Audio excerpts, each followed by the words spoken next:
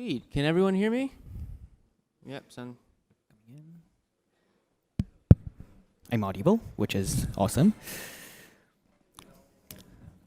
So, hi there, you beautiful, talented people. My name's Philip, and I work for Cybereason. I do security research, and, well, that's all about me. Anyway, this talk is going to be about a Windows feature called DeviceGuard, and we'll find a couple of interesting ways to bypass it, many of them relating to Microsoft Office, some of them don't, and we'll find out how these techniques could help us against other things which are not DeviceGuard. So, because this is a DeviceGuard talk, and I'm going to say this term a bunch, let's just discover what the hell is this feature. Now, DeviceGuard is an application whitelisting feature that was introduced in Windows 10. It is actually the successor to an older feature called AppLocker.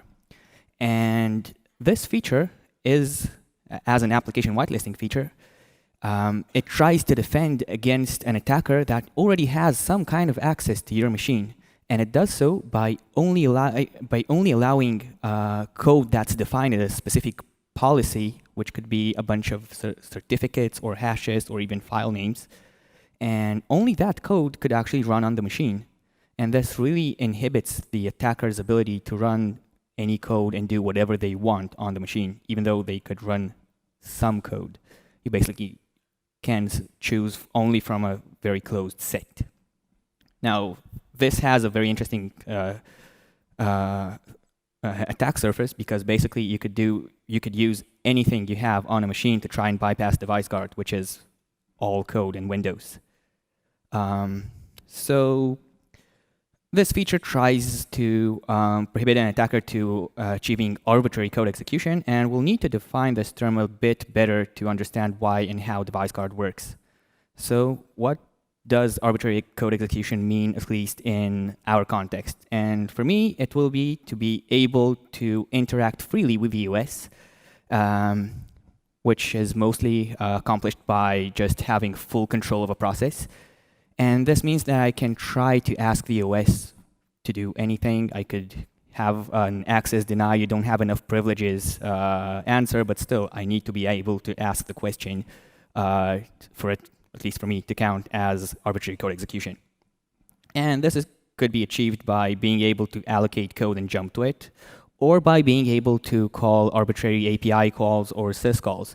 And of course, it's really easy to jump between these two definitions, because if you could do the one, you could just allocate code that does whatever APIs you want, and you have the APIs to allocate code.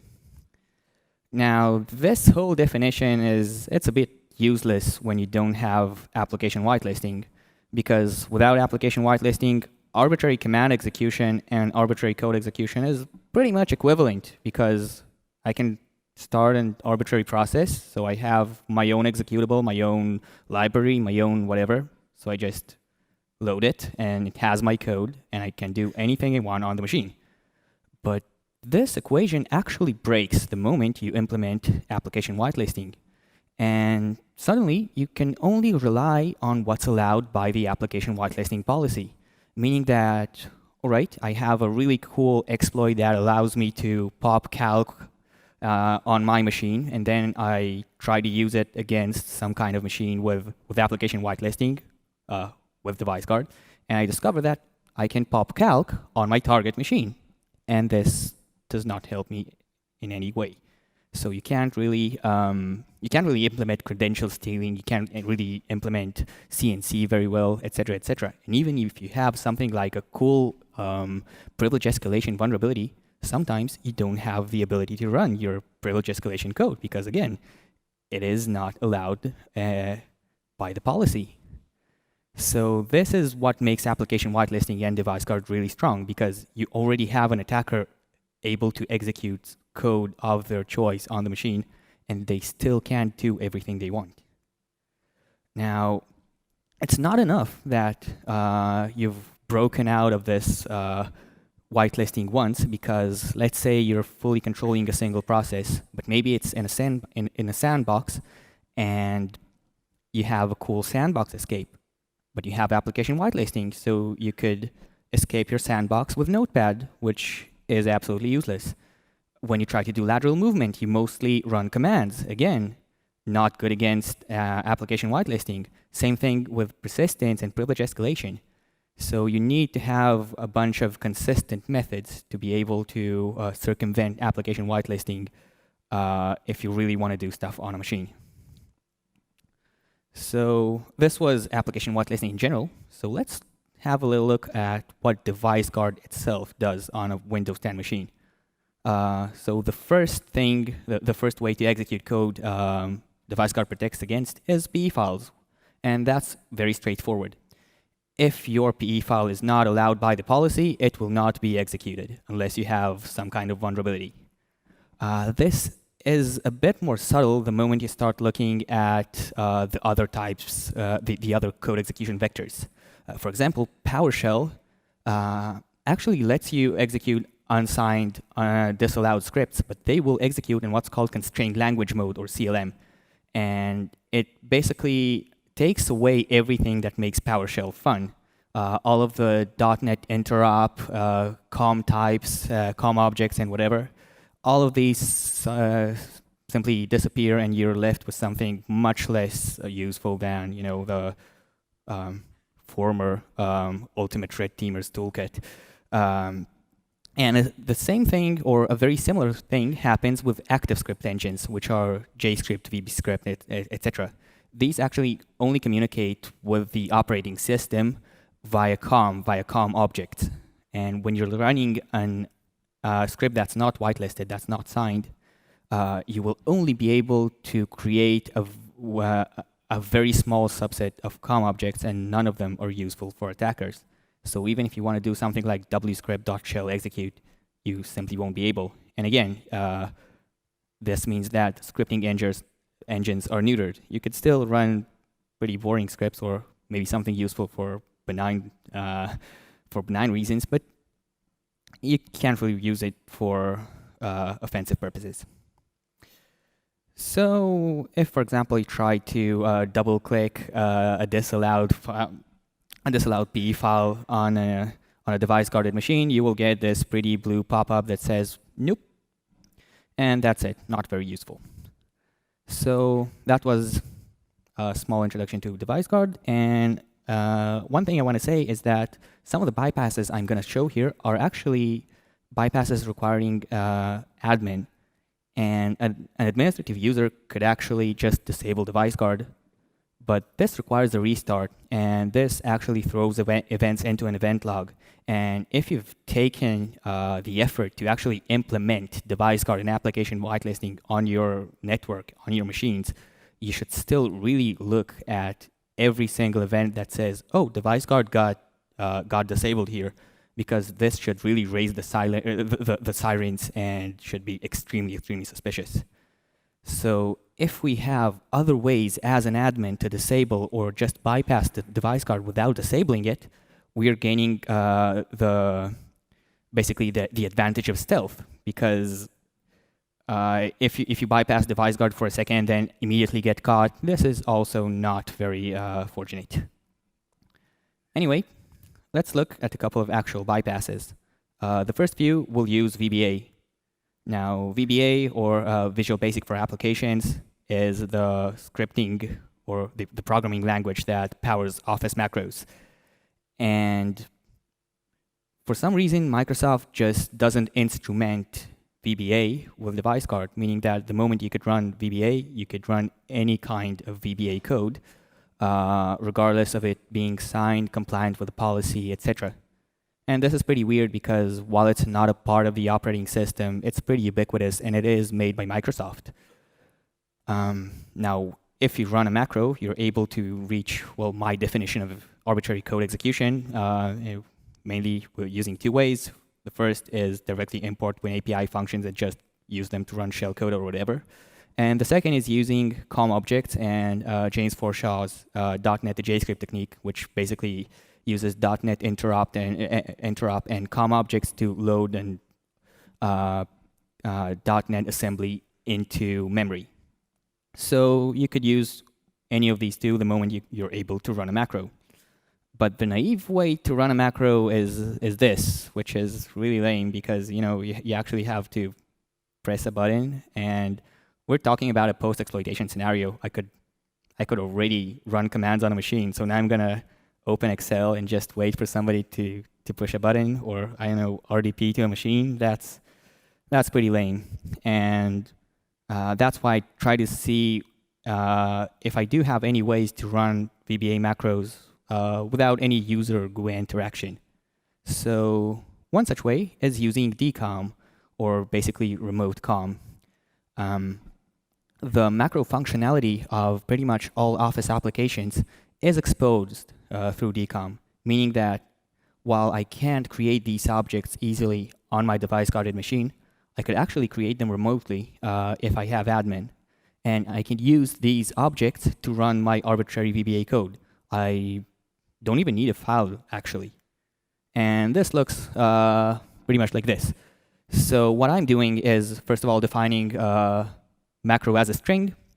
I'm doing a bit of WMI magic to change a small registry key on my target machine to allow me to filelessly inject VBA code into an instance of Excel. It could also be Word or anything pretty much. But I inject my macro, and then all I need to do is run it. And there's no file involved. You don't actually have a malicious document on the machine. All you have is an instance of Excel running arbitrary code on the remote machine, even though it has DeviceGuard and should be protected against that. But that required admin privileges because mostly only admins could actually reach these objects through DCOM. And that was also remotely. What I want to do is, well, let's just run a command line on my target machine and run the macro, and that's it. So I found two ways to do that. One of them is by abusing trusted documents. Basically, if you actually click this enable content button once and you run your macro, when you open your file again, you'll discover that, oh, the button doesn't exist. The macro just runs. And this is because the document is now considered trusted. But I actually opted to use the second option, which is using documents running from trusted locations and not explicitly trusted documents. Now, trusted locations are actually a bunch of folders that are managed in the registry, and pretty much all or almost all of the default ones are writable by admins, meaning that if I'm running from a trusted, I'm just opening a document in a trusted location, Office doesn't ask me, oh, is this allowed? Do you want to enable content? It just immediately runs everything that I want. But again, the default ones are writable by admins. And we did say that we want to do this unprivileged. So as you can see, we have here this weird ACC-Wiz folder, which is writable only by admins. And this is actually the Microsoft Access trusted directory. And that's managed in the registry in this Office 16 Access security trusted locations whatever key. And as you can see, you just have the name of the folder and the path. But it's cool that it's only writable by admins. But take a short look at the actual registry path. There's a problem here, and it is HKey current user, meaning that maybe I need admin to write into the folder, but I could actually change the registry key to an arbitrary location because the current user registry hive is always accessible by the current user.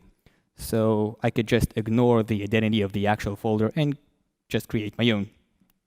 And that's exactly what I would do.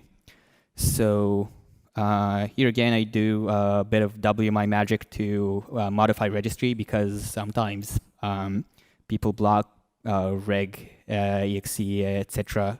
Using application whitelisting, and WMI is a bit harder to block.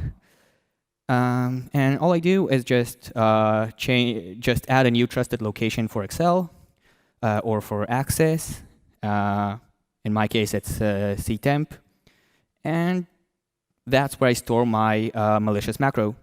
And then the moment I try to run Access with my file and try to run my macro, this weird embedding flag just prohibits Access from actually showing a GUI. So this will, of course, be invisible to the actual user.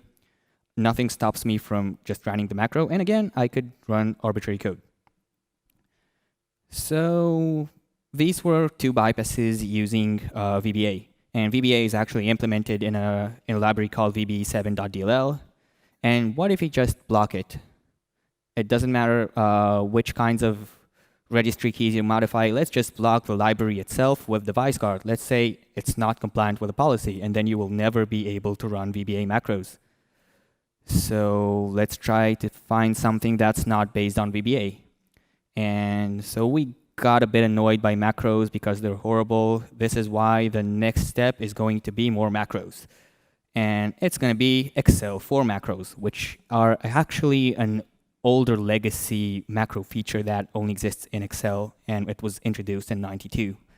And this is implemented in Excel.exe itself, which actually is pretty important for later. And this feature actually has call and register functions, which will allow you to call an arbitrary export from a DLL. They also have absolutely disgusting syntax.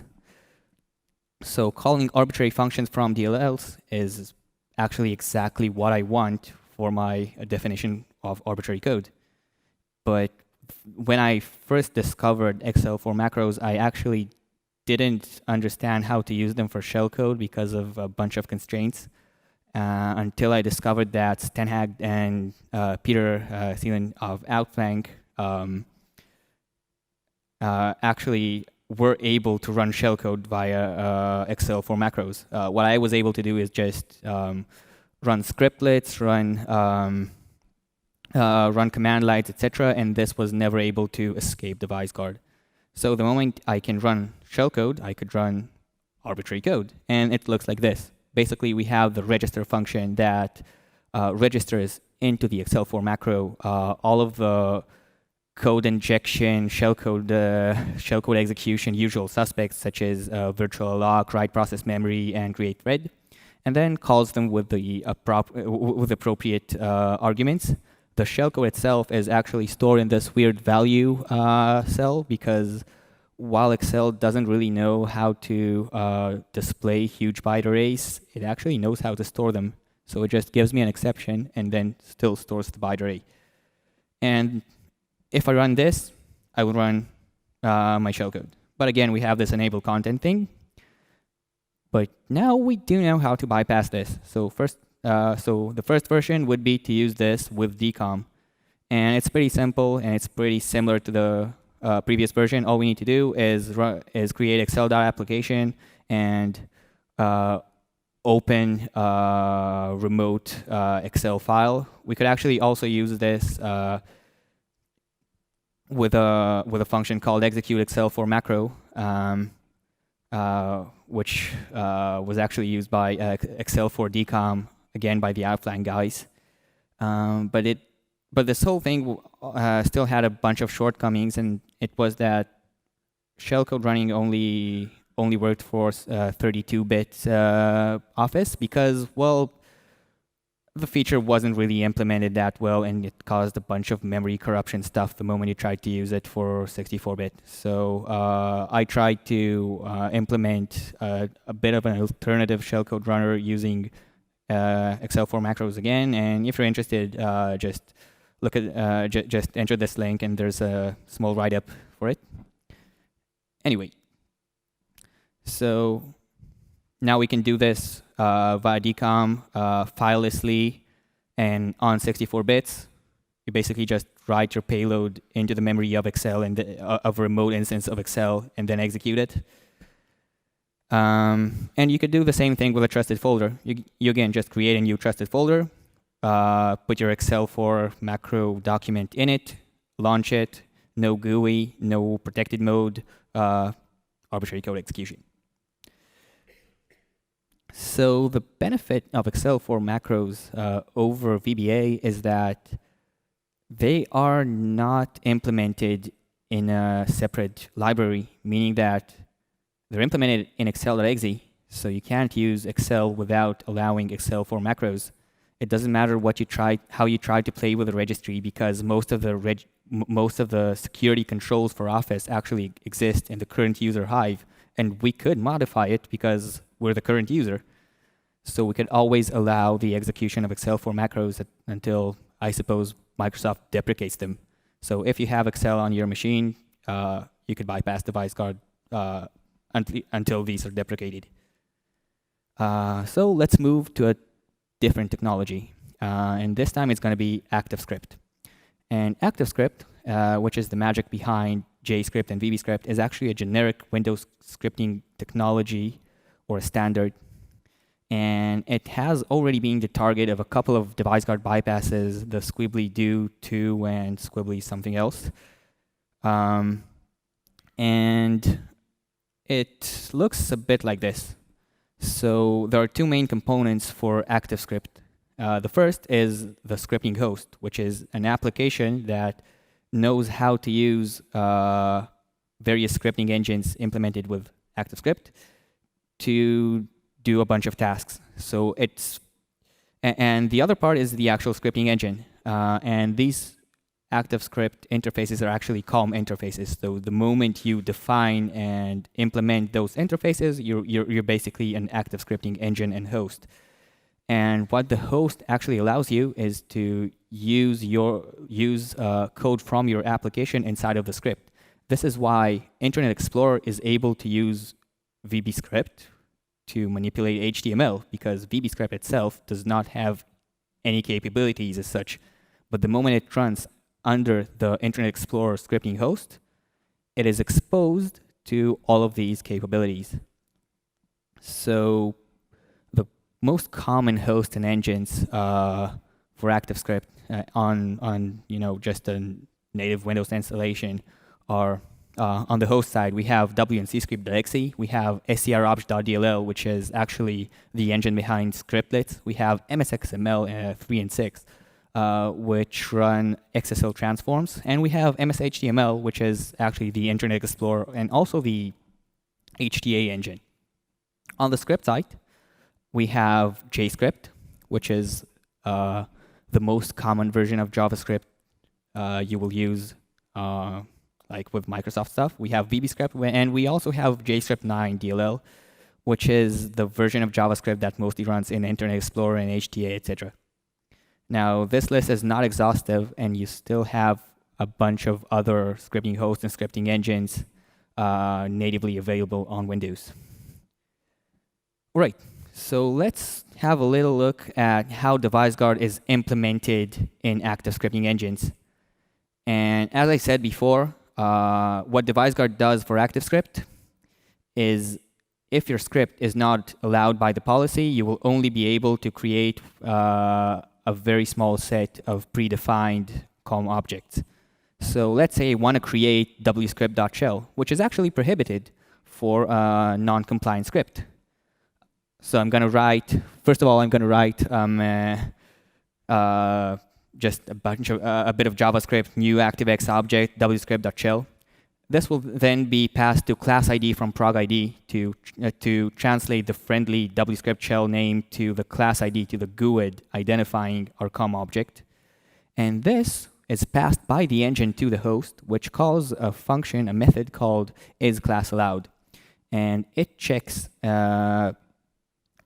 this class ID against a hard-coded list in a Windows library called WLDP, Windows Lockdown Policy.dll. And if this check fails, you just can't create the object. If it succeeds, you just get is allowed true, and you're able to create your object. So not every scripting host actually implements this isClassAllowed function. This is why there's a default success implementation in every engine. So if I'm trying to do the host isClassAllowed from the engine and just discover, oh, there's no functions, there's no such function, I will just continue creating the COM object and simply disregard DeviceGuard. So a couple of bypasses abusing ActiveScript actually abuse that. Just scripting hosts that don't have isClassAllowed implemented. And one such object is the ActiveScript event, the ActiveScript consumer, which is actually the most common WMI persistence method.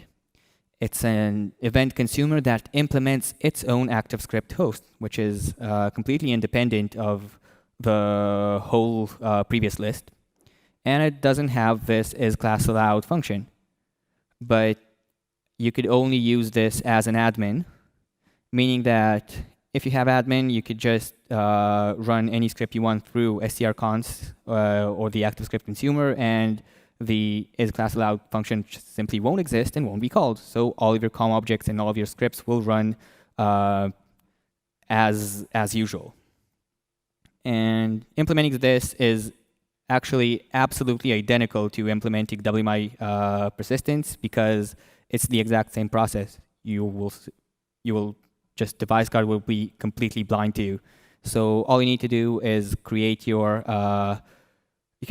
script text, pass it as an argument to your scripting consumer, and then bind your consumer with an event that it should fire upon using an filter to consumer binding WMI object. And the moment the event triggers, your script will run uninterrupted. All right. So another type of unenlightened scripting host, host that doesn't have this isClassAllowed function, is MSXML. And this DLL actually implements XSLT transforms, which is a file format that allows you to basically change the format of XML files. And you could script that file format with embedded scripting. And these are actually hosted in MSXML itself, which doesn't have isClassAllowed. So the moment you can use an XSL sheet to transform an XML file, you could run the embedded script uninterrupted without ever looking at DeviceGuard. So there's a couple of ways to use XSLs, but I'll show a couple of less known ones. The first one is actually, again, a COM method of an Office application. This time it's Access. And Microsoft Access has a Transform XML method that does exactly what you imagine. You have a data source, a transform source, which is an XML and XSL sheet. And the moment you call the function, it applies your XSL to your XML and runs the embedded script. So you could do this with 4 lines of PowerShell or with 4 lines of your favorite scripting or whatever language. And again, the moment you run this, embedded script runs, nothing looks at DeviceGuard, and all of your COM objects get created, and you could get arbitrary code execution. Another way to use XSL style sheets, again in a DCOM context, is actually by using Outlook, which has a create object method. And this method allows you to remotely create arbitrary COM objects. So again, I could create an MSXML. I could create an XML object, an XSL object, apply the XSL to the XML, run the embedded script, and it again runs uninterrupted. Now, when I first showed this thing, it was actually a lie by omission, because I didn't tell you how the scripting engine actually passes the class ID, the GUID of the object, to the isClassAllowed function in the host. And the answer is, there is no one single implementation of this, which was actually the source of a vulnerability in DeviceGuard. So let's look at 2 call stacks. The top call stack has the JScript9 scripting engine executing under the MSHTML scripting host. And here we have JScript9 executing, calling canObjectRun, which then passes execution to the scripting host. And the function that runs is host query custom policy, which is a generic function that checks for COM object security. And MSHTML itself decides, oh, here I want to call isClassAllowed. And then it calls this, and if the class is disallowed, the whole query custom policy function returns false, and the object can't be created. But here we see that MSHTML itself is responsible for calling isClassAllowed. On the contrary, if you look at the bottom picture, you see that you have JScript executing get object from prog ID, and then immediately you see that isClassAllowed is called, meaning that JScript is itself responsible for calling isClassAllowed. So we have two different approaches. The one gives the responsibility to the developers of the scripting host. The other gives the responsibility to the developers of the scripting engine. And now we have basically a couple of different teams of developers. Each of them thinks that the other is responsible for a security feature. And what happens when we break those assumptions? As I said before, all of the scripting engines and scripting hosts, because they're all ActiveScript and they have the same interfaces, they could be used interchangeably. Meaning that I could actually use something like JScript9, which thinks that, the developers of the scripting host will call my function and use it under, let's say, CScript, which thinks that, I'm just going to give a pointer to the security function to the scripting engine, and then it will call it. And what happens when I do that is that nobody actually calls the function, because the two teams of developers were absolutely sure that the other team implements the call to isClassAllowed. And again, we have success by default. The function is never called, and our object is created with no checks whatsoever. And it looks like this. It's actually really easy to implement. So in the first example, we have me just trying to run a disallowed script, and I get an error when I try to create wscript.shell. And the second example actually shows me forcing CScript to use the JScript9 scripting engine. And the moment I do that, isClassAllowed is never called, and I'm able to run my script as usual. And this is actually also, or this was actually this also worked for Scriptlets, because scrobj.dll also had the exact same implementation as CScript. So again, if I try to run JScript9 under scrobj, isClassAllowed is never called. And it's a bit harder to do because scrobj can't really get a class ID, and it needs a friendly name, a prog ID. And JScript9 doesn't have one. So all I need to do is to register one. So I just write it to the current user's registry hive, and I say, now I have another engine called also JScript and not just JScript. So let's run a scriptlet with also JScript. And again, my code runs as expected. So this actually was patched in November. But look at this screenshot. We have a newly patched system with JScript9 to which the patch was applied. And the top file is JScript9, the patched version. And we see that the signature is valid, the signer's certificate is Microsoft, etc., etc. The bottom picture is the vulnerable version of JScript9, the one with the same vulnerability that I just showed. Now, this file is still signed by Microsoft, and it has the same top-level certificate, meaning that it's still compliant with the same device policy, the same DeviceGuard policy that I put in place. And I'm, as the person who could execute arbitrary commands, I could just choose to execute the vulnerable version. And this is actually what Jimmy Bain or Bo Haps discovered, that you could take two of our bypasses, just bring the older version, the vulnerable version, to the machine, and just use that to bypass DeviceGuard. So who cares that the vulnerability got patched if the vulnerable version is still compliant with the policy? And the way Microsoft tried to handle this is by adding the suspect libraries to a specific policy that you need to merge with your DeviceGuard policy that will explicitly disallow the vulnerable versions. But that's not a really elegant solution because there's a systemic problem with DeviceGuard that this was only one example of, meaning that when you update and patch a DeviceGuard vulnerability, maybe in some cases the vulnerable code will still be usable, and you could use stuff like code execution vulnerabilities that were patched as DeviceGuard bypasses. So these, for example, are a bunch of are two Project Zero vulnerabilities. And these are the versions of the scripting engines that have these vulnerabilities. And again, as you can see, the signatures are valid.